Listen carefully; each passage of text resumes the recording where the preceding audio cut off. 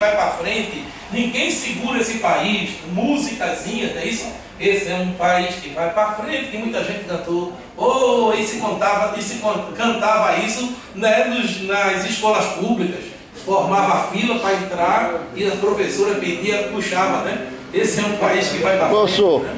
Mas teve um cantor que cantou no Maracanã andando de costas, não foi? Uhum. Eu não lembro quem foi, ele fez um protesto. Esse é um país que vai para frente e começou a andar de costas. Tem essa cena aí, eu não lembro também quem foi o cantor não, mas você falou agora, eu me lembrei que existiu isso aí. Vamos lá. A imprensa, né, vigiada, então tá aí a Veja publicando lá esse mesmo cartazinho que botava na rua, não é isso? Que botava na rua, né? A Veja publicou na sua capa, a imagem lá de Marighella e procura-se, não é isso? Presidente não admite tortura e aquele dali é Bacuri, não é isso? Conhece que deve ter falado, pelo menos eu ouvi falar lá no Bacuri. Bacuri que foi assassinado, tá certo? E daí como é que coloca lá? Terror, né? Metralhado e morto outro fascínora, tá certo? Na verdade, ele tinha sido preso, não é isso? Ele tinha sido preso e foi morto sob tortura. E foi metralhado, mas diz, né, se a gente lesse ali a reportagem, vai ler que foi em confronto. Mentira, foi em confronto com a polícia não, ele já tinha sido rendido e ele vai ser morto. Né? É o Bacuri. E a ditadura vai aproveitar o quê? Vai aproveitar os grandes feitos do país. A Copa de 70, na Copa de 70, muita gente que participava, né, fazia oposição ao regime, torceu contra o Brasil. Porque era contra o Brasil? Não. É porque sabia que os militares estavam instrumentalizando, não é isso? O futebol, né, para ser fator, para trazer a população para o seu lado, não é isso? Trazer a população para o seu lado. É a primeira vitória na Fórmula 1 com Emerson Fittipaldi, né? Então tudo isso aí, né, foi, né, instrumentalizado pela ditadura para, né, se favorecer. E o filme que está aí Pra Frente Brasil, que vai justamente fazer essa relação entre a ditadura, a repressão e o uso que a ditadura fez do tricampeonato brasileiro.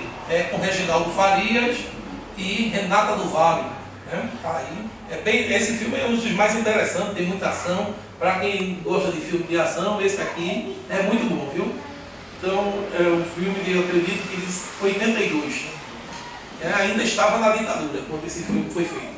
Tá certo? Houve uma tentativa, não é isso? Fracassada de ocupação da região norte, justamente porque na região norte tinha estourado lá a guerrilha do Araguaia, o governo estava muito distante, o poder público, né, o Estado estava muito distante e vai se tentar ocupar essa região aí. Né? Essa tentativa fracassou, só deu dinheiro mesmo para Mário Andreasa, que na época era o general ministro dos transportes, e muita gente fala em corrupção hoje, esse cara se tornou milionário, não é isso? O general Mário Andreasa, sobretudo com a construção da Transamazônica. E essa tentativa fracassada, o que é que vai acontecer? Dizimar os índios, não é isso? Provocar tráfico, né? Fomentar o tráfico de droga, tráfico de pedras preciosas, tá certo? Assassinato de seringueiro e a própria dizimação da floresta.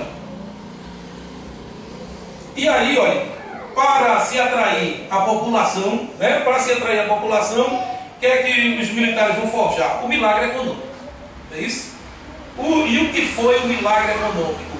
Foi um crescimento artificial da economia brasileira. Nessa época existia no mercado muito capital, né? Capital parado no capitalismo, dinheiro parado no capitalismo, é dinheiro que se acaba. E aí os generais vão tomar esse dinheiro emprestado, com juros flutuantes, e vão aqui promover as obras faraônicas, não é isso? A Ponte Rio-Niterói, né? É uma das obras, a usina de Itaipu, né? A usina, né, depois, mas é no mesmo esquema, de Angra dos Reis, a usina, né, nuclear de Angra dos Reis. São essas obras faraônicas e isso vai dar um boom na economia, né? A partir de 69 até 74, tá certo? E com isso, né, com esse crescimento econômico, a população desgostosa da ditadura novamente é cooptada pela ditadura. Só que, né, esse crescimento, né, para alguns setores, os setores médios e altos da sociedade, a classe trabalhadora sempre dança. A figura desse carinha aí é o Delfim Neto, que foi ministro, né, na época, ministro da Economia, era ministro da Fazenda, na verdade, né? Era ministro da Fazenda, e que ele controlava, ele manipulava os dados de inflação. Né? Normalmente mostrava uma inflação bem aquém do que da inflação real. E o salário era reajustado a partir da inflação, e aí o salário foi ficando defasado. E aparece ele aí nessa figura, porque ele também tem uma frase lapidar nessa época, que é: vamos primeiro, né, quando se reclamava que o salário estava arrochado, a classe trabalhadora ganhava muito pouco, estava, né, piorando suas condições de vida, aí o que é que ele dizia? Vamos aumentar, deixar o bolo crescer para depois dividir. Por isso essa chargezinha aí, ele como cozinheiro botando o bolo aí no forno, tá certo?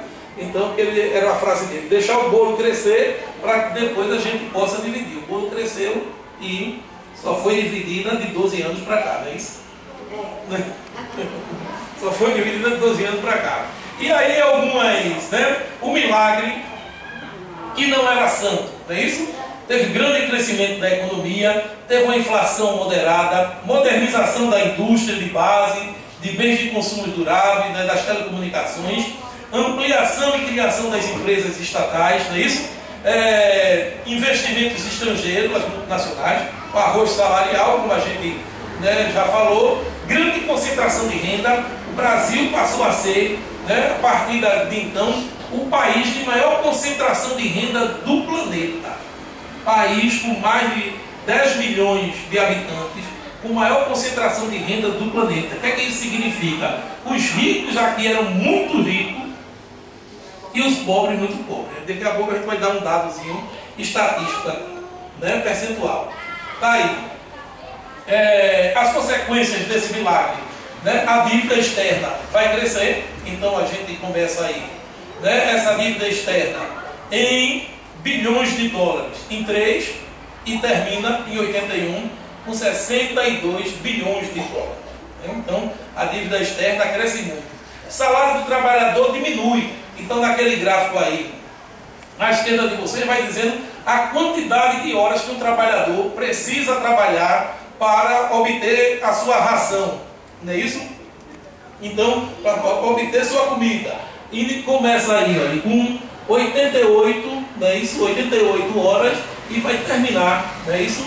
Em 76, em 65, eu precisava, para ter minha comida no mês, eu precisava de 88 horas, trabalhar 88 horas. Para ter essa mesma comida em 76, eu precisava trabalhar 157 horas. Então, isso mostra o arroxo salarial como foi gigantesco. A participação das multinacionais, o Brasil, né, é aberto aí para a chegada das multinacionais. E por que essas multinacionais eram tão atraídas para cá?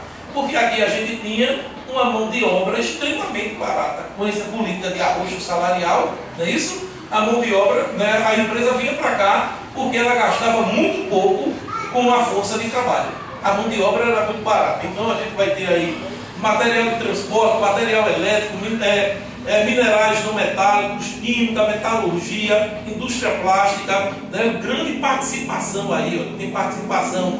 Material de transporte quase 100%, 96%, não é isso? Metalurgia é o que tem menos, porque a gente já tinha a Companhia Siderúrgica Nacional. A concentração de renda, aí é que é o absurdo, né? A gente tem lá, ó,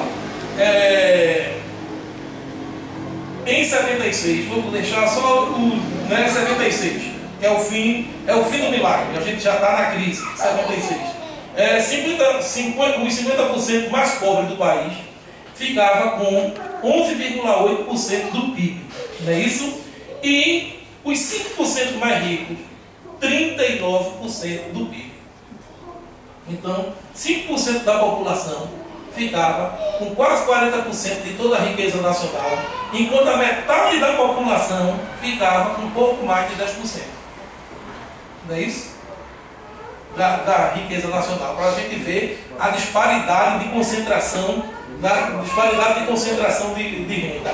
Essas são as famosas obras faraônicas, não é isso? Aquelas que foram construídas para mostrar o crescimento do país, do milagre econômico, e com isso atrair a população, para cooptar a população. Está aí a ponte Rio-Niterói, a ponte Colombo, não é isso? A Transamazônica. A Transamazônicas foram as grandes obras feitas nesse período, e aí dá a impressão de que o país estava indo numa boa. A ampliação do mar territorial, todo mundo lembra da musicazinha, acredito que era Clara Nunes que cantava, não é isso? Esse mar é meu, leva seu barco para lá desse mar, Então foi a grande sacada aí da ditadura. Essa foi de fato, nem tudo é ruim, foi a grande sacada. Não existia nenhuma legislação que estabelecesse, uma legislação internacional que estabelecesse o mar territorial do país, Se convencionou que eram 12, que eram as 12 milhas, E a ditadura veio para esse vácuo da legislação e estabelece as 200 milhas, não é isso? Estabeleceu as 200 milhas. Então foi uma coisa boa aí da ditadura militar, foi o aumento do mar territorial. Então protege as nossas costas e dá mais espaço para exploração. O pré-sal hoje é resultado disso aí, É nosso por conta desse mar territorial aí, que foi ampliado. Tá certo? Mas quando chega em 73, não é isso? O milagre econômico cai por terra. Por que caiu por terra? Por conta da crise do petróleo. O que foi essa crise? Os países produtores de petróleo se organizam para controlar a exploração e a venda do petróleo e formam a OPEP, a Organização dos Países Produtores e Exportadores de petróleo, e passam a controlar a economia. Isso, o principal combustível da economia mundial agora não está na mão das grandes potências, isso, europeia e dos Estados Unidos, está na mão desses países, desses países, a maioria lá do Oriente, e aqui na América Latina, a Venezuela, Isso assusta essas potências, que vão pesquisar novas fontes de energia. Só que para pesquisar novas fontes de energia precisava de capital. E onde é que eles vão buscar dinheiro? Tomar de volta o dinheiro que emprestaram. E emprestaram a juros flutuantes. E aí o Brasil dançou nessa história. Como tinha tomado muito dinheiro emprestado para construir aquelas obras faraônicas, não é isso? Agora chegou a hora de pagar, não é isso? Chegou a hora de pagar. Então o milagre caiu por terra. E quem pagou isso aí? Os trabalhadores. Mais uma vez, aumentou a política de arrojo salarial, porque o Brasil tinha que pagar sua dívida em dólar. O Brasil não produz dólar. E como é que a gente vai obter dólar? Obtendo dólar exportando. Aí o governo do general Geisel vai ser o governo que tem o lema: exportar é o que importa. E para exportar é preciso diminuir o consumo interno para sobrar produtos que eu vender, e vendendo eu vendo em dólar, obtenho dólar para pagar a minha dívida. Então a política de arrojo salarial vai aumentar aí, para justamente conter o consumo interno, Vai conter o consumo interno. E por conta disso aí, dessa crise, o general Geisel, que vai assumir aí em 74, ele vai iniciar o período de distensão, que vai ficar popularmente conhecido como período de abertura, Como o período de abertura. Então não tem mais como esse regime se manter. Antes a gente tinha um milagre econômico, grande repressão, mas um milagre econômico, e agora nem milagre econômico tem para deixar a população do lado da gente. A população começa a se rebelar. Em crise, a população se rebela, não é isso? A gente está assistindo isso hoje, A gente está assistindo isso hoje aí. E aí inicia o período de distensão. Eu vou dar uma acelerada aqui. As obras faraônicas continuam, mas também no ritmo bem menor. E nós em 74 vamos ter eleição, mais uma vez, aqueles que estão fazendo oposição ao regime saem vitoriosos. Aqui em Pernambuco a gente tem eleição para senador, não é isso? Marcos Freire, né, candidato do MDB, e o candidato da Arena era João Cleófas, né? E João Cleófas levou uma derrota, né? Uma derrota fragorosa, tá certo? Todo mundo lembra aí, apesar da campanha que foi feita contra Marcos Freire, o Cabeleira, não é isso? O Cabeleira na época era um delinquente, não é isso? E aí se fazia a ligação do Marcos Freire com o Cabeleira, né? Então encerra aí, nesse período, em 75, a censura prévia, não é isso? Houve o assassinato aí de Exorgue e do operário, né, Fiel Filho, que eram duas pessoas ligadas ao PCB, são chamados para esses órgãos de repressão, não é isso? Para esses órgãos de repressão, o DOPS, e lá, né, eles são torturados e mortos, e todos os dois, né, aparecem depois como justificativa da morte, que os dois né, se enforcaram, se suicidaram, tá certo? Isso, evidentemente, não cola, né? A ditadura estava em declínio, não vai colar. Um general, não é isso? O comandante do 2º Exército, que é o general Ednardo Dávila Filho, ele vai ser demitido porque ele pregava abertamente que no governo de São Paulo os comunistas estavam participando, e Exorgue era diretor da TV Cultura, que é uma TV, né, do estado de São Paulo, isso é uma TV pública, e aí ele, por conta dessas declarações, né, muito abertas, certo? Essas declarações muito abertas, ele vai ser generado, vai ser demitido, e se institui em 76 a Lei Falcão, né? A Lei Falcão era que limitava a propaganda política, era quando na campanha política só aparecia a fotografia do candidato e, né, alguém falando, dizendo um textozinho dizendo fulano de tal é isso e pronto, né? O candidato não podia mais falar, né? A famosa Lei Falcão. Em 77 tem o pacote de abril, é isso? Pacote de abril de 77, que é o fechamento do Congresso. A ditadura, por eleição, vinha sendo derrotada, e aí o general Geisel resolve fechar o Congresso, manda, né, um comunicado para o Congresso Nacional, o agente, não é isso, que levou o comunicado do general para o Congresso foi um congressista, e foi o senhor Marco Maciel, viu? Marco Maciel foi um moleque de recado que pegou e levou o aviso lá para o Congresso, e ele era um congressista, tá certo? E o Congresso estava fechado e se instituiu a partir daí, não é isso? Os senadores biônicos, já que eles vinham sendo derrotados, não é isso? Nas eleições que estava tendo, a ditadura vinha sendo derrotada, e aí se instituiu o senador biônico. Se tinham os senadores eleitos e os senadores indicados pelo poder executivo. Em 85, fim do AI-5, o AI-5 é suspenso, e aí os trabalhadores começam a se organizar, tá certo? Então, os sindicatos, né, no ABC paulista, né, sob a liderança de Lula, aí é quando vai despontar aí Lula em 78 e 79, com as famosas greves, a retomada do movimento sindical lá no ABC paulista. E aí Lula aparece. Aquele filme lá de Guarnieri, não é isso? Eles não usam Black Tie, que é uma peça escrita por Gianfrancesco Guarnieri, né?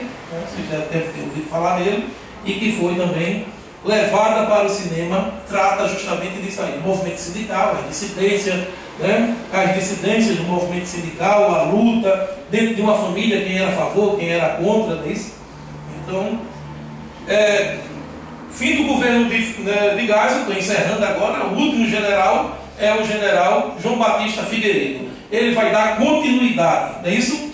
Há um período de extensão, a abertura, mas a crise econômica ela se agiganta muito, então nós vamos ter uma inflação em 78 aí, de 41% ao ano, mas termina lá em 84, não é isso? Em 84 com 224% ao ano. Então, uma inflação gigantesca. A gente só teve inflação, né, um pouquinho maior do que essa em 85, não é isso? Em 85 não, em 89, né? No fim do governo de Sarney. E o general Figueiredo dizia que gostava mais de cavalo do que de gente, né? Em agosto de 79 a gente vai ter a lei da anistia, não é isso? Então os exilados voltam para o Brasil, não é isso? Está aí Miguel Arraes, Brizola, Prestes, não é isso? São os que estão retornando para o país. A nossa anistia ela não foi ampla, geral e restrita, como se brigou na rua, por uma anistia ampla, geral e restrita, não é isso? E não anistiar os agentes do Estado, porque agente do Estado não pode ser anistiado, não é isso? Porque, na verdade, não era uma luta, a gente não travou aqui uma luta de iguais. Na verdade, era um poder institucionalizado que reprimia o povo. E está lá na Declaração dos Direitos Universais que é lícito a todo povo reagir a um governo arbitrário, que era o que a gente tinha aqui no Brasil. Não é isso? Era o que a gente tinha aqui no Brasil. Mas a nossa anistia ela foi pela metade. Anistiou também os torturadores. Não é isso? E aí, olha, em 79, voltamos ao pluripartidarismo. Acaba o bipartidarismo, inicialmente surgem aí 5 partidos. Não é isso? O Arena se transforma no PDS, forma-se o PP com Tancredo Neves, mas logo ele se funde com o PMDB. O PMDB aí de Ulisses Guimarães, o PTB, que era uma briga de Brizola, porque ele tinha sido do PTB e ele queria retomar a legenda, mas aí brigou com, mas aí tinha uma luta aqui incentivada pelos próprios militares, de Ivete Vargas, que passou a lutar também, e na justiça foi Ivete Vargas que ganhou. Aí Brizola cria o PDT, não é isso? E um único partido que nasceu das bases mesmo, não é isso? Dos sindicatos, dos movimentos sociais, das comunidades eclesiais de bases, do movimento intelectual e alguns parlamentares, e alguns parlamentares que eram do MDB, que é o Partido dos Trabalhadores. O Partido dos Trabalhadores, inclusive, teve grande problema para se legalizar, porque a legislação que criou, que retomou o pluripartidarismo, dizia que era proibido partido de classe. E como é que queriam registrar um partido com o nome Partido dos Trabalhadores? Aí no estatuto do partido teve que se maquiar, dizer que era um partido que defendia os trabalhadores, mas também a classe média e o pequeno empresariado. Só assim o partido ganhou registro. Quem participou aqui da formação do Partido dos Trabalhadores sabe dessa luta aí. E a Justiça Eleitoral não permitia, não negou o registro ao partido. E aí teve que se modificar o estatuto do partido. Tá certo? Então, a intenção, na verdade, da ditadura era dividir a oposição. A oposição estava toda concentrada no MDB. Então vamos dividir isso para enfraquecer. Mas não é isso que vai ocorrer. Em 82 tem eleição, a gente tem antes disso. A linha dura vai reagir a essa abertura e vai tentar, dar golpes, e aí vão fazer atentados de banca de revista, a sede da OAB, E o grande atentado lá no Rio Center, no show do 1º de maio, onde fracassa aí o atentado, porque a bomba estourou no carro, no colo dos militares. Um morreu, o outro ficou ferido, e morreu agora há pouco tempo, não é isso? Vai morrer só depois de pouco tempo. Em 82 a gente tem eleição, a gente vai ter eleição novamente, um lugar onde o PDS, que era o partido de situação, ganhou, foi aqui no Nordeste, ganhou nos 9 estados. Mas Rio de Janeiro, Minas Gerais, não é isso?